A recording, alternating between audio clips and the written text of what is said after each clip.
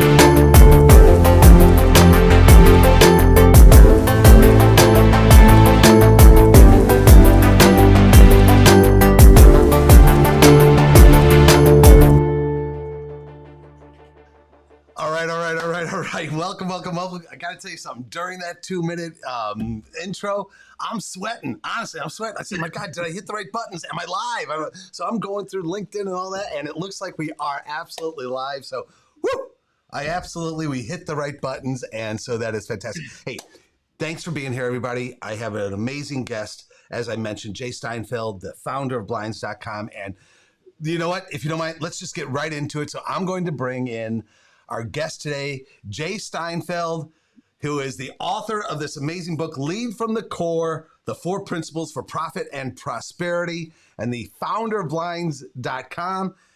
Jay, my friend, good to see you. It has been at least 9 years since we've been in the same room together. I will take this. Really good to see you. Dirk, it is great to see you too. I know we are going to have fun. I hope everybody else does too. You know what? I'm sure they are going to. Jay, you know, I got to tell you, we're going to get into this book, okay? And I got to tell you, I absolutely love the lessons. I followed you for years. The fact that you've got your lessons now in the book, I absolutely had to have it. I have gone through it. It is marked up, yellowed, and I'm taking the lessons with me. So thank you. Thanks. That's good to know. At least one person likes it, right? Nah, you know what? There's more, because you know what? It wouldn't have become a Wall Street Journal bestseller if I was the only one. So congratulations on that. Thank Hey, you. Very gratifying. yeah, Jay, let me, as we were in the green room before we went live, before we get into the book, I asked you a question, and that question was, did you wake up with anything on your mind today that you'd like to talk about? And let's start there. Hey, Jay, did you wake up with anything on your mind today that you'd like to talk about? Well, actually, I didn't wake up with this on my mind, but Yeah. the first thing I did was, after having my cappuccino, which I made, Yep. I then read a Facebook Messenger message from a distant cousin who lives in New Mexico. And she said she had read the book Yeah. and read the section about my mother, who was entrepreneurial and took odd jobs, and she would buy old antique jewelry and then resell it to friends and family. And I wrote about this in the book. Wow. And how it was one of the things that taught me about entrepreneurialism, and not to whine and just do what you're supposed to do when you need to do it. Yeah. Without complaining. Well, her mom had bought a ring from my mother, and her mother had passed it down to my cousin, and my cousin was wearing it every day. Wow. And when she read this section about my mom, she was tearing up and had this new significance for the ring. She sent me a picture of it in that messenger post and wants me to have it. And more specifically, she wants me to give it to my daughter, an adult daughter, which was beautiful. And it made me think about my mother. It brought me much closer to my mother. Instead of this conceptual idea that I had about her, Wow. warm, loving, I felt like she was there in the ring. And giving it to my daughter is going to be wonderful. And I've shown the picture to my daughter, and she hearted it and loves it and wants it. And it's a beautiful ring. And boy, I'm thinking I wrote this book for a certain purpose. And this is an unintended consequence that happened, luck, that it's gonna make that book so much more meaningful. And when I come across that section again, I'm gonna think about that ring, and now I've got a mental picture of the jewelry. It's beautiful. It's really gonna stay with me forever. Jay, it's beautiful, and thanks for sharing that. And if you don't mind, what comes to my mind there, I'm glad that you had that experience, number one, right? And the meaning that it's had for your cousin, your daughter. I'm working real close with an amazing business out of Brooklyn, L&R Distribution right now. And Mark Bodner, the CEO, keeps talking about, what happens when you throw a little pebble into a pond. The ripples go out, and the ripples go on forever, and you never know where they're going to touch. And I think that's a lesson, right, that I can take from that story you just shared, is this book is a pebble being thrown into a pond. And the fact is, every one of us, right, are throwing pebbles into the pond with every action we take today. And you never know who you're going to touch and who you're going to impact. This is a really important concept that I don't think people realize how important it is. Yeah. Having written the book, and a lot of what I talk about is taking chances, experimentation, testing, evolving. They tell me, and they've written stories to me, remembering when they either met me or was interviewed or something that I had said. And I don't remember these situations at all. They were just innocuous events for me, but they were meaningful to other people. And they've told me how meaningful they are. So as a leader, you never know anything that you're going to say, how impactful that's going to be. And it could also be the reverse. You can say something that's going to negatively impact somebody. So everything you say, every expression you make, You bet. the way you walk into the office from your bet. car, You bet. it's all communicating something. And I think leaders need to realize how impactful they are without even intending to. You don't have to physically throw a pebble into that ocean or lake without having actually thrown it anyway. It's just happening. You cannot not communicate. It's always happening. Without question. And I do think it's a great message for us all. I know I sometimes, lying awake at night think, am I really making an impact? But those ripples are going out there. So Jay, thank you. Thanks. So, hey, let's get into the lessons, if you don't mind, in the book. The much of the story is about the founding and the building and the creation and the people of blinds.com. And so for those that are not familiar, I can't believe that anybody is not, but for those that might not be familiar with blinds.com, take us to what it became. Take us to present day, if you will, and then take us to the bootstrapping, the early days, if you don't mind. Well, that's a new twist. Yeah. I like that. Yeah. Today, it is the #1 online retailer of blinds in the world. Right on. Having been acquired by Home Depot in 2014. Yeah. So we are part of Home Depot, gladly. Yeah. And affecting millions of people, having integrated our systems that we created, our little band of people with very little money, having created something of so significance that Home Depot is able to integrate it to influence 2,200 stores. And not just blinds, but that technology is being used to power custom decks, custom doors, custom countertops, custom vanities, and many more to come. So I sit back and look at a company that was just an idea back in 1993. Yeah. When I first heard about the information superhighway. Yeah. And thought, I don't know what that is, but for $1,500, I'll just launch a website.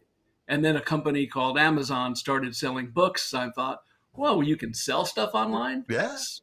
That's really interesting. Yeah.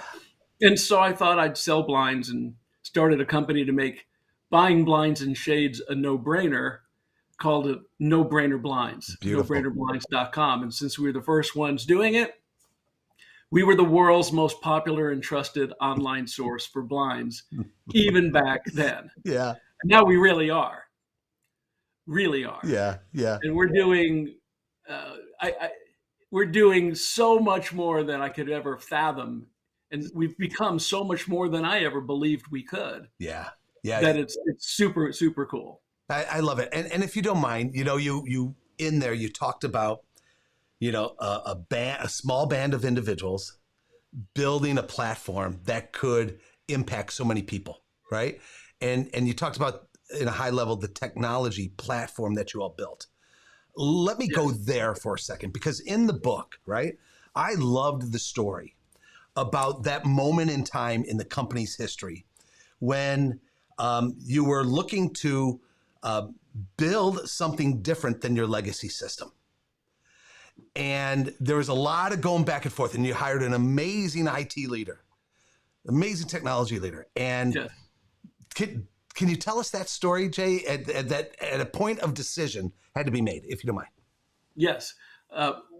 We wanted to not just be the best in the world at selling blinds, but we wanted to be the best in the world at selling complex, configurable, hard to buy products. Wow. Yep. And blinds are very complex to buy. Right. So many permutations. And if you ever bought them, you'll know, like, where do you start?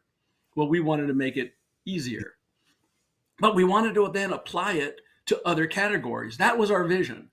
That was the vision of what we then called ourselves Global Custom Commerce, not blinds.com, a technology platform, direct marketing company, really. So we were starting to build this. I don't remember what we called it then, just like V1 or something innocuous like that. Yeah. Well, they were working on V2, this new platform that would sell more than blinds, not just hard coded for that, but be able to sell anything.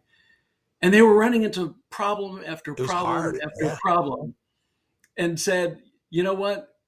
We can't do it. It's too hard.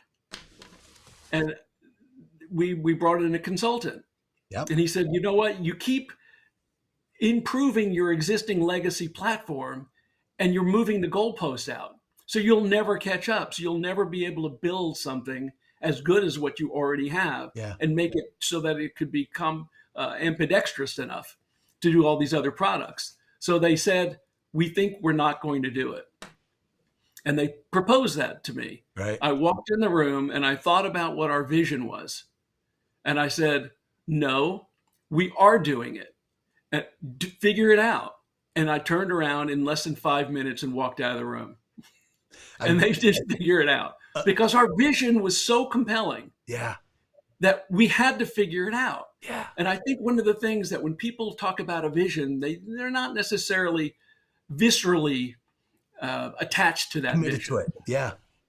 And we were, or at least I was. Yeah. And many of the people in the company were.